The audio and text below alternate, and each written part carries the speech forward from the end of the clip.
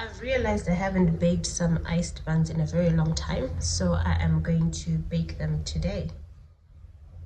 So in this bowl, I have 500 grams of plain flour, all-purpose flour. Why all-purpose flour? Because I cannot find bread flour. It's not readily available. So I want to bake with things that are readily available. I've got this all-purpose flour which has a protein percentage of 10 grams. Lower than my usual bread flour, but still quite high enough. So I'm going to use this and see what result I get. In this bowl, I have 500 grams of the all-purpose flour and 40 grams of butter, which I'm rubbing in.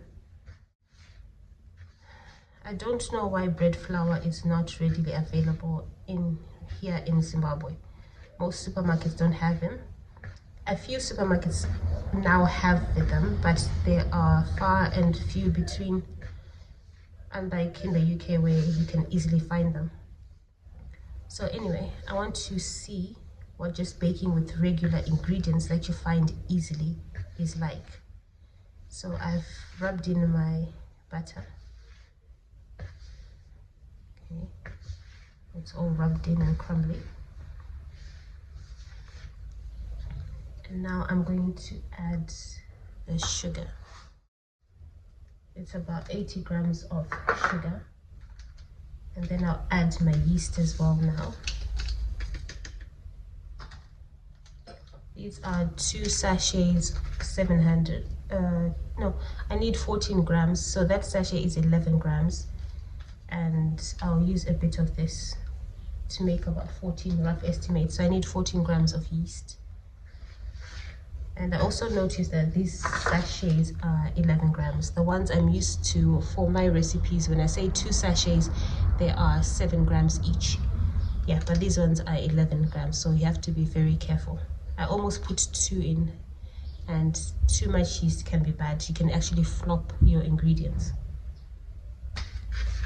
Need to mix that in. Actually, since it's I need 14 grams and 1 sachet is about 11 grams, 3 grams really shouldn't make much of a difference. It can sometimes, but not necessarily. It depends what you're baking. So it's about playing around with the amounts. So I think next time I might just try 1 sachet, because when you open another sachet and you're not baking anything else immediately, it feels a bit like a waste. Because of storage, but it's not really a waste. It's very easy to keep, so I'll just have to close it, find a freezer bag, put them in there until I need it next time. And here I have 2 teaspoons of salt. I'm gonna make a well in the center and add my milk in. 300 milliliters of milk and 2 eggs. Crack them separately. In hot countries, I notice the eggs can go off quite quickly. So if you don't ruin the rest of your ingredients, crack your eggs separately. If it's good, you pour it in there. I need 2 eggs. I'm going to do the same thing.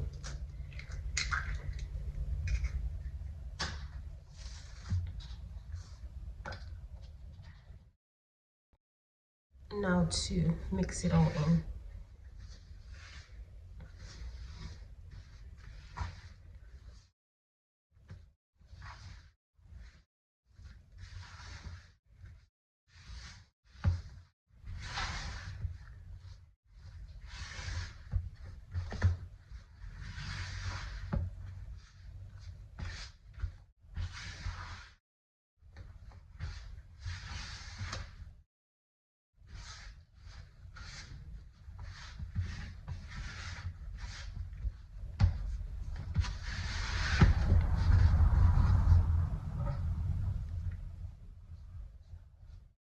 At this stage, I start to knead with my hands.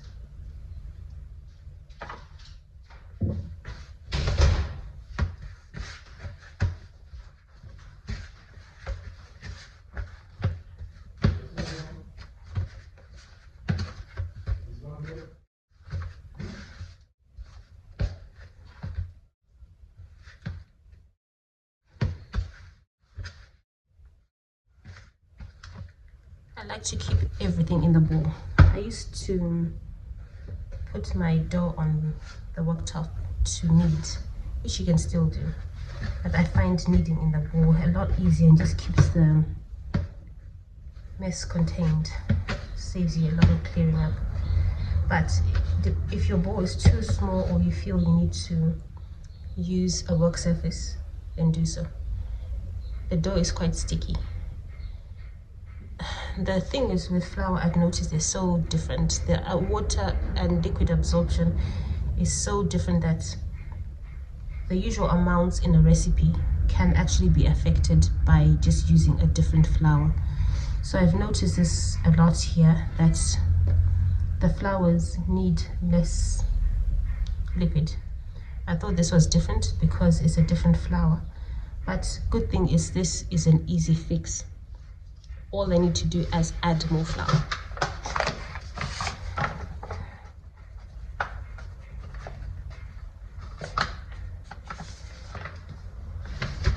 After adding more flour, in some instances you may need to adjust everything else, like the sugar and the, not necessarily salt, usually the sugar, but in this case it doesn't, because I didn't add that much. It's not enough to warrant me to adjust anything else. See, it's a lot easier now to knead. So when I put all my milk in one go, really what I should have done is add my eggs first. Add probably 3/4 of the milk and then knead to see how it goes. But I added all the milk in at once, so for next time I need to remember not to add the milk in at once. Yeah, this is so much easier to work with. You can work with very wet dough, like the dough it was before. It just needs patience. So instead of adding more flour, which is an easy fix, you can actually oil your hands and knead it, and eventually it will come together. It does come together eventually, wet dough. I just don't like working with very wet dough. Okay, at this stage now, this is good. You can carry on kneading if you want, just to make it smoother, but it's not necessary. So I'm going to cover this and leave this until it doubles in size. If you actually do want to carry on kneading, at this stage it gets a bit more sticky, but you can add oil to your hands. Let me show you. Just add a bit of oil to your hands. Don't keep on adding flour, just dries out your dough too much. So I've added some oil and knead it. So it helps you knead your dough as much as you want without it sticking to your hands.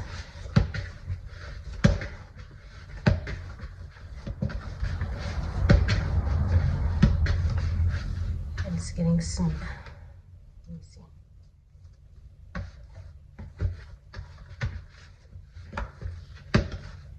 If it starts to get sticky again, add more oil to your hands and carry on kneading. The more you knead, the more you have a good gluten structure, but you can still get gluten structure without all this kneading.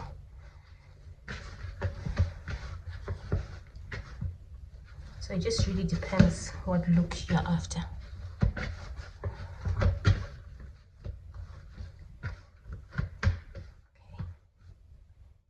Beautiful, it feels so good. Now I'm going to cover it. You can use greaseproof paper, you can use cling film or a cloth. The cloth doesn't have to be damp, it can be dry like this, and I'm going to leave this covered until it doubles in size. This dough has been rising for a few hours, or I left it to rise for a few hours. The rising has happened. I can see there's some rise in it, but not what you'd expect after I think it's 4 hours now, and it's a very hot day. I think it's almost 30 degrees. Let me check.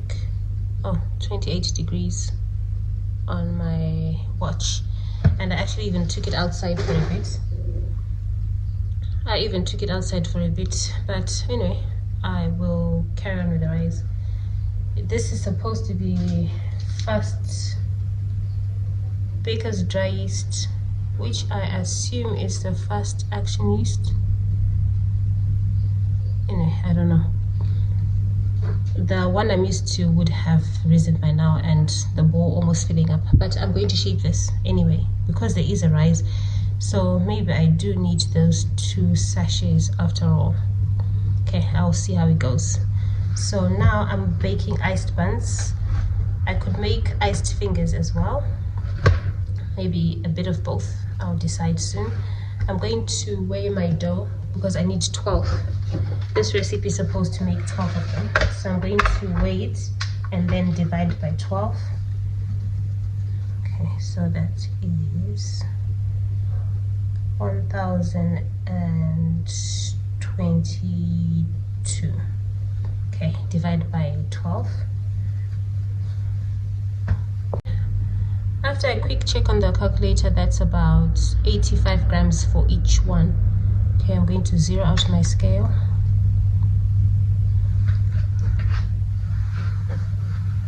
What is happening on that scale? Okay, anyway, I think the ball was leaning on it. Zero it out. I need about 85 grams. I think this is a bit too big. Let me estimate and see how much that is. Oh, it's too big. 127. Okay.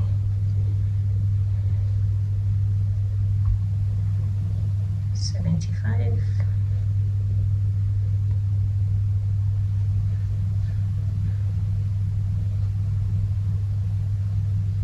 Okay.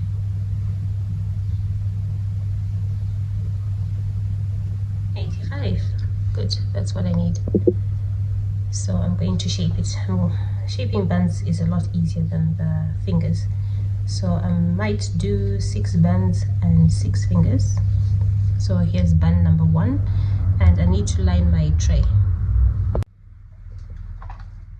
going to line my tray, which I usually do in the beginning, but I didn't this time around. I've got these baking sheets.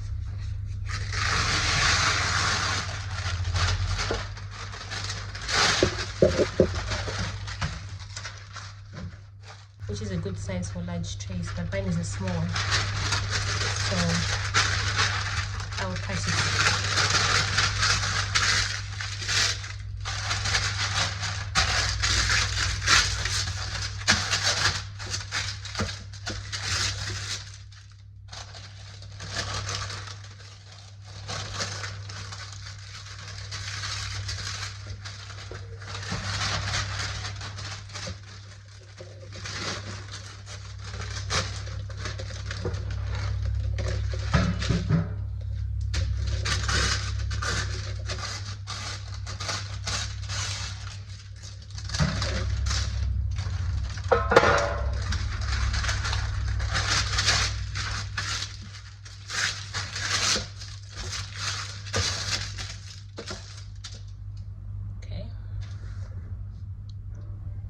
I'm going to put on here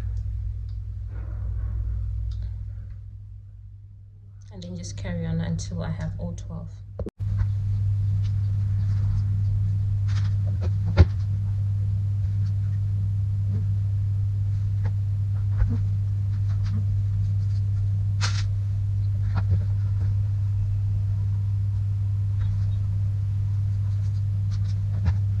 I was thinking that I would do iced fingers with the last 2 ones, or maybe last 3, but I don't have enough space here to make 2 of them. Actually, I might have some space. Let me see. I will make these ones iced fingers. So instead of shaping them into a round shape like that, you roll them like this and then roll them in your hand.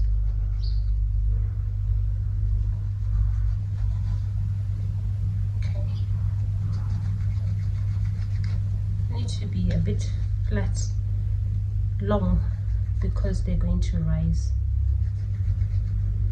I think I'll put the 2 iced fingers here, the other one there. And it's okay if they touch, it doesn't matter. It's supposed to touch actually. They actually look nice when you touch and you pull them apart.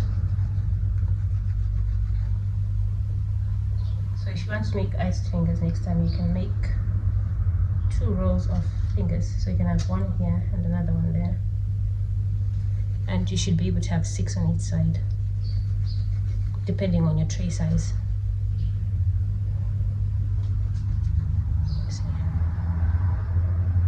Okay, so this one's being wrapped next to the other one.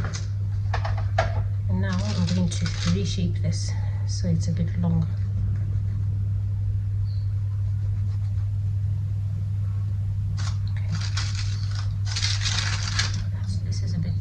So it's like Play-Doh. If you don't get the right shape, you can squish it all and start all over again. Doesn't matter. Okay. So I'm going to cover these and leave them to rise until about double in size. With my usual bakes, I let my second rise be about 30 to 40 minutes so that they don't over rise and flop in the oven. So with this rise, what I've done, I've left it for about an hour and it still looks like this. It doesn't look like much activity has happened, but there is a bit of activity because these ones, for example, have joined together. Not a significant rise, but how much longer can I leave it for? So I'm not leaving it for any longer. It's been over an hour. So I'm just going to bake them and see what they look like. It's very interesting how you can have the same recipe but different ingredients and you have completely different results. I find this quite amazing. I don't know why it's the case, especially with things like flour and yeast. You don't expect much difference, but it's happening. And okay, I'm going to bake and see what they look like.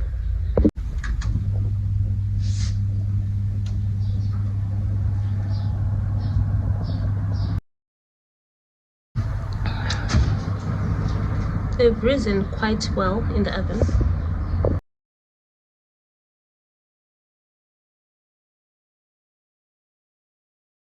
The buns have been cooling for a while. I'm going to break one just to have a look at the texture. So I wasn't sure how they'll turn out since they didn't rise well. It's a good texture.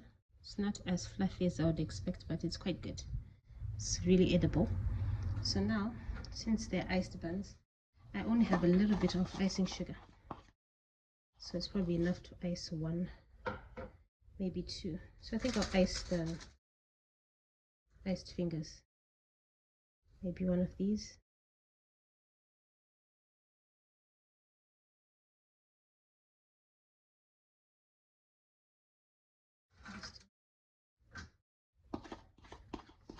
I have enough just for 1, and I do not want to go to the shops right now to buy more. I might do that later, but just not now.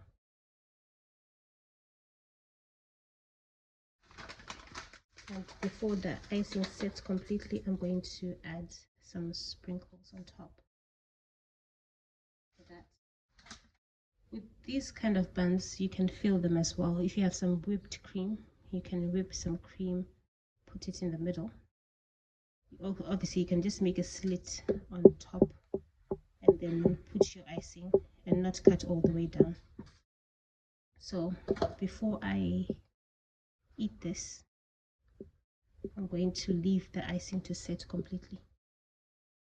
The texture will definitely be the same as the other one that I broke off, so I'm not going to break off. I'm just going to break off the attached place.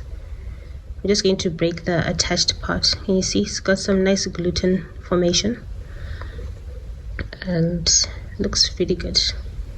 Thanks for watching and see you again in the next video.